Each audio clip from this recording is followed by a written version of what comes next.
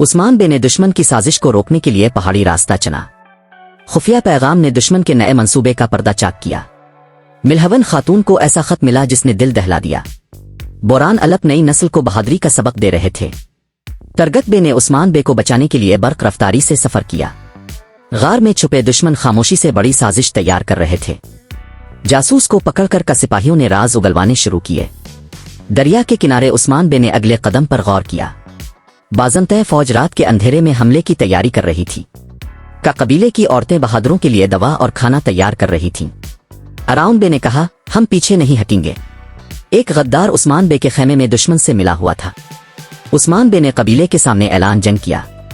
Alps مشلے لے کر دشمن کی طرف بڑھنے لگے۔ جنگ شروع ہوئی، تلواریں چمکیں اور تیر آسمان میں اڑنے لگے۔ ملہون خاتون نے اللہ سے فتح اور حفاظت کی دعائیں مانگیں۔ عثمان بے اور دشمن کا سردار آمنے سامنے آ گئے۔ فتح کے بعد کا قبیلہ اللہ کا شکر ادا کرتے ہوئے جشن منا رہا تھا۔